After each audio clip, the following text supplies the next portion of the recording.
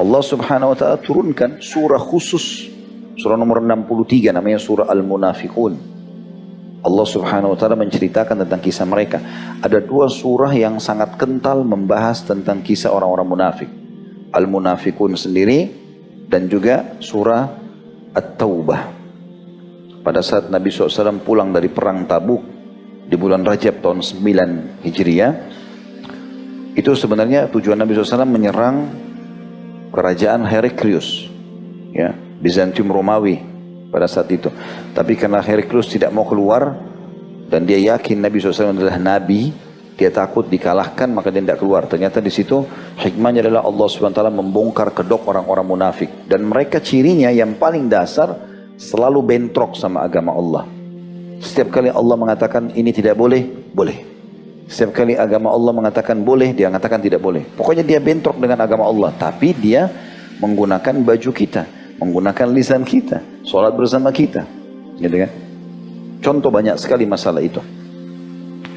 Di perang Tabuk, saya bicara misalnya perang Tabuk itu paling banyak membongkar tentang kedok mereka, dan surah At-Taubah menjelaskan. Kalau tidak salah mulai dari ayat 40-an sampai ayat 90-an. Lebih malah, hampir sampai ayat 100-an. Saya, kalau teman-teman kembali ke ceramah saya di YouTube tentang perang Tabuk, akan banyak sekali saya ungkapkan masalah itu. Tapi saya coba kasih garis besarnya ya. Di antaranya pada saat Nabi SAW mengajak, ya, muslimin, dan wajib waktu itu mereka ikut perang Tabuk. Tidak boleh ada laki-laki yang sehat, sudah balik, tidak punya uzur yang tinggal. Semua harus pergi. Maka Nabi SAW sempat menunjuk Ali bin Abi Thalib radhiyallahu anhu menjadi pengganti beliau di Madinah. Karena tidak mungkin semua orang keluar, harus ada pengganti Nabi sebagai pemimpin. Maka Ali bin Abi Thalib menjadi pemimpin. Langsung pada saat itu spontan orang-orang munafik yang tidak pergi ikut perang menyebarkan isu. Oh, Ali nggak diajak sama Nabi karena dia pengecut. Coba dia pemberani, pasti dia diajak di saf pertama. Isu nyakitin orang beriman. Maka Ali bin Abi Thalib dengar gosip itu di Madinah. Ini bayangkan di zaman Nabi ya, mereka lakukan itu. Nanti kita cari tarik ke realita kita kehidupan sekarang. Antum akan temukan banyak sekali di sekitar kita ini. Ya. Mudah-mudahan di sekitar antum tidak ada di majelis ini. Jadi subhanallah, pada saat itu mereka sebarkan isu itu. Ali bin Abi Thalib terganggu dengan isu itu karena dia sekarang menjadi pemimpin, pengganti Nabi. Karena dia terganggu, dia pakai baju perang, dia susul pasukan. Tengah jalan ketemu dengan pasukan muslimin. Kata Nabi SAW, wahai Ali, apa yang membuatmu pergi ke sini? Saya akan amanahkan kau jaga Madinah. Ya Rasulullah, orang-orang munafik menyebarkan isu kalau saya pengecut. Dan itu bukan sifat saya, gitu kan? Kata Nabi SAW, wahai Ali, apakah kau tidak ingin posisimu seperti Harun dari Musa? Pada saat Musa alaihissalam pergi menerima kitab Taurat 40 hari di Tursina, maka yang menggantikan di kaumnya adalah Harun, saudaranya. Posisimu seperti Harun. Pulanglah dan jangan peduli perkataan mereka. Makanya kembalilah Ali memimpin tanpa mempedulikan lagi perkataan orang munafik. Itu contoh saja. Beberapa hal yang terjadi itu ya. Kemudian juga disebutkan di dalam surah Al-Munafiqun tentang sikapnya Abdullah bin Abi Salul. Sebenarnya dalam masih surat Taubah juga ya. Ada dua sikap dia yang besar. Ini pemimpin orang munafik. Abdullah bin Abi Salul ini, dia waktu lihat pasukan muslimin keluar, semuanya semangat ingin berjihad. Terkumpul pasukan waktu itu sekitar 30.000 orang. Belum pernah ada pasukan muslim sebesar itu di perang Tabuk. Karena Mekah sudah takluk. Waktu itu suku Hawazim sudah kalah. Banyak yang masuk Islam dan seterusnya. Intinya pergilah pasukan ke sana. Banyak. Orang munafik ini dia ingin mengurangi kekuatan umat Islam. Karena dia punya kedudukan di suku Khazraj. Sukunya dia, Abdullah bin Abi Salul ini. Wa na'udzubillah, kepala munafik. Dia bilang, saya juga akan keluar. Yang merasa suku saya berkumpul sama saya akan biayai, saya akan begini dan begitu. Banyak orang-orang gabung sama dia juga. Pada saat gabung, dia tunggu. Dia bilang tunggu sebentar, biar pasukan jalan kita tunggu, kita paling terakhir di belakang. Dengan kalimat-kalimat yang bohong, kita akan menjaga pasukan, kita akan begini, motivasi muslimin. Ya. Terjadi juga pada saat itu kisah tentang hilangnya unta Nabi SAW. Ini pernah saya ceritakan ya. Bagaimana unta Nabi SAW pada saat pulang dari perang Tabuk hilang. Lalu Nabi SAW bilang, unta saya hilang, carilah. Ada orang munafik rupanya. Waktu Abdullah bin Abi Salul tidak ikut di pasukan muslimin, dia sisipkan berapa orang masuk. untuk memata-matai muslimin. Ini di zaman Nabi loh ya, Nabi hidup, mereka buat begitu. Namanya Abdullah. Ini luar biasa.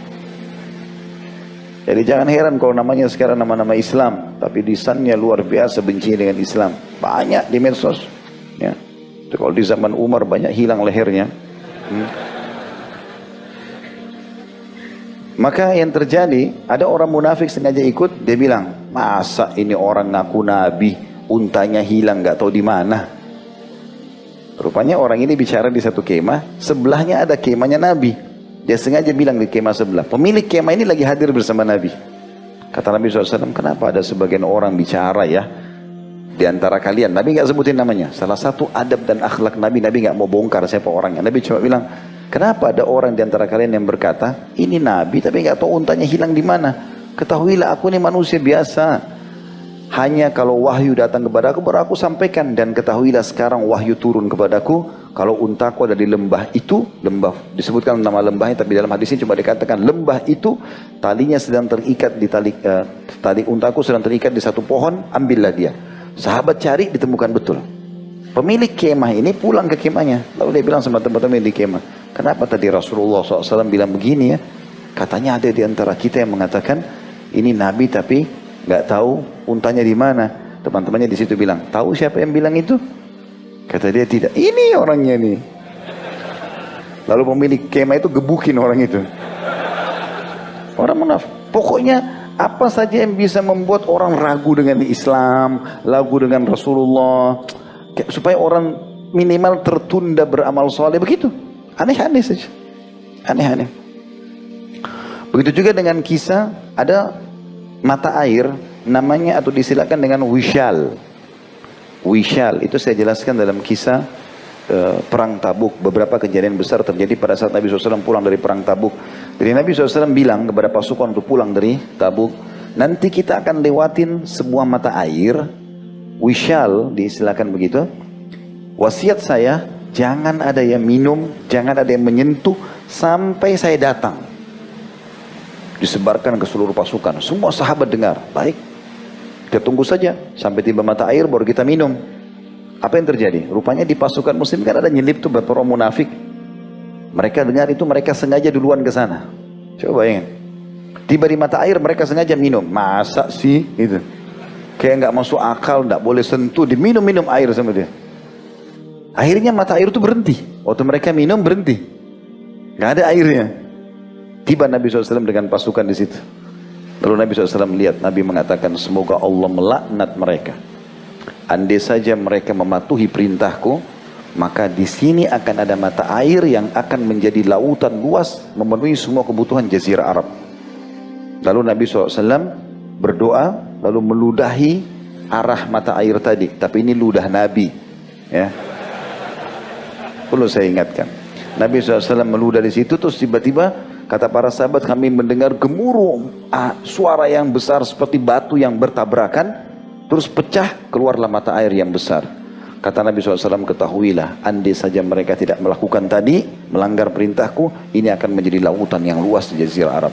Dan hari ini, sampai hari ini, di wilayah Tabuk, seluruh perkebunan, bahkan seluruh kota Tabuk, itu dikatakan, yang saya dapat kisahnya, itu terariri dari mata air wishal ini. Artinya itu saja sudah cukup memenuhi Tabuk, apalagi kalau dibiarkan gitu ya. Begitu juga dengan kisah tentang Aqabah. Aqabah itu waktu perang dari Tabuk. Ini semua diceritakan dalam surah At-Taubah ya. Saya sudah jelaskan di Sirah Nabawi. Jadi waktu Nabi SAW mau pulang ke Madinah, beliau melihat pasukan jalan dan harus dipantau pasukan karena tidak ada pengeras suara zaman dulu. Gak ada, kita harus pantau di belakang, ayo lurus, jangan terpisah gitu kan. Maka Nabi SAW mengajak Ammar bin Yasir dan Hudzaifah bin Yaman radhiyallahu anhuma, dua orang sahabat yang mulia, dipanggil, disuruh naik temani Nabi di atas Aqabah. Rupanya disitulah ketahuan berapa jumlah orang munafik waktu mau pulang ke Madinah. Kurang lebih 14 orang mereka. Lalu mereka menutup wajah mereka dengan kain-kain wajah. Lalu mereka mengatakan, waktu lihat Nabi SAW di atas bukit Aqabah namanya, Nabi lagi mantau pasukan. Kalau ada yang agak miring, ada yang jauh, ada yang keluar, kelihatan dari atas gunung itu. Maka mereka bilang satu sama lain, kalian tidak akan mendapatkan kesempatan membunuh orang ini ya lebih bagus daripada waktu ini. Ini Nabi mau dibunuh. Bayangin aja. Kalau cuma zaman sekarang ulama, dai itu kecil.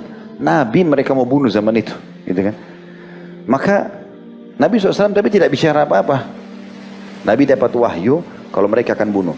14 orang ini langsung naik ke Aqabah. Kata Ammar bin Yasir dan Hudzaifah bin Yaman radhiyallahu anhuma, kami mengira mereka adalah orang-orang yang Nabi larang. Karena Nabi bilang, saya akan naik ke Aqabah, ke gunung tinggi itu. Jangan ada yang ikut ya, kecuali Ammar dan Hudzaifah.